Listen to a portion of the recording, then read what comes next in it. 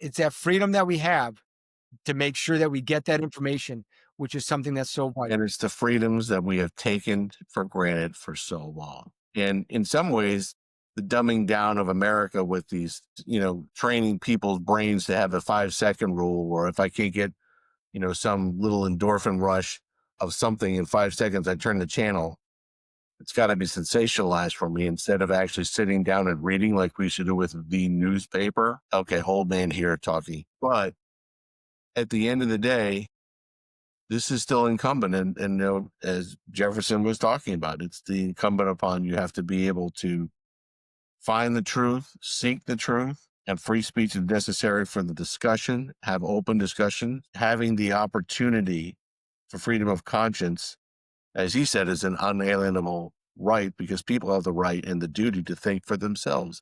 That is lost upon a lot of us with that 5-second rule. Please, oh please, everyone out there, I don't care where you are in the country, what you believe in, whatever, but think for yourselves. Think critically and know you have the ability to do that in this country. Research things, ask questions, talk about things. Whereas in other countries, you don't have that right. Hence the First I mean, Amendment. and one of the, I mean, not to keep circling back around, but I'm going to circle back around this one. There's news. I mean, just if you take a look at some of the news that's on today, that you have other stories about other countries where that the press was shut down when Yeah. there was an uprising. Like you had Malaysia. Every time that you see any type of uprising in a foreign country, what's one of the first things that always happens? The press is shut down.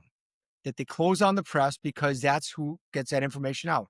And that you actually have it. I'm trying to find the news article that I had pulled up before, but then my computer rebooted, so I can't find it now. Is you had an election in a country where before the elections, because it wasn't going the ruling party's way, shut down all the news, like everything. There was no broadcast TV whatsoever. Then they brought the internet and broadcast TV up for 10 minutes to announce the election results and then close everything down again. Now, does that seem to be a fair and free election? I mean, you had the issue of Romania.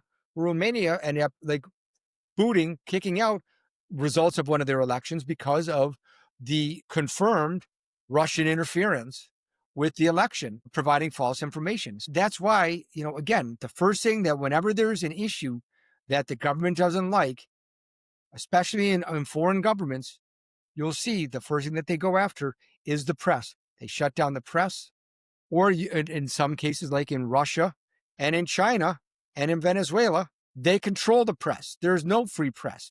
They do what the press releases, the official government statements, and that's what it is. And for those countries that can already control the press, what do they do then if there's something that's starting to getting uncomfortable for the government? They already control the press. They restrict your ability to associate and petition, mandatory curfews, and they crack down on what they call dissidents. So if someone's on the corner saying something that the government doesn't like, whisked off, never to be seen again. And that, again, is why the First Amendment is so important. Bingo. So I think we've beaten this one enough.